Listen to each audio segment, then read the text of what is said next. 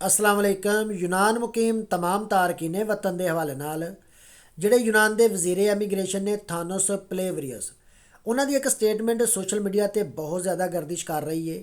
तुसी जानते हो कि ਜਿਹੜੇ यूनान के वजीरे इमीग्रेशन ने पहले दिन तो लैके ते अज तक उन्होंने तकरीबन हर एक स्टेटमेंट एक जैसी ही तारकीन वतन के हवाले नाल आ रही है,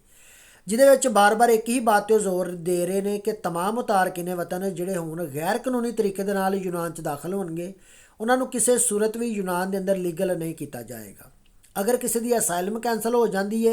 या तो उन्होंने यूनान की जेल के अंदर बंद किया जाएगा या फिर उन्होंने वापस वो मुल्क ही डिपोर्ट किया जाएगा। हत्ता कि ऑलरेडी जोड़े तारकीन वतन यूनान के अंदर मुकीम ने और जिन्होंने को किसी किस्म का कोई भी लीगल स्टेटस नहीं है, कोई भी पेपर उन्होंने को मौजूद नहीं है, तो उन्होंने भी या तो जेल के अंदर ही बंद किया जाएगा या वापस उन्होंने मुल्क ही उन्होंने डिपोर्ट किया जाएगा।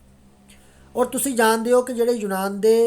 वजीरे इमीग्रेशन ने पहले दिन तो लैके ते अज तक उन्होंने तकरीबन एक ही बयान है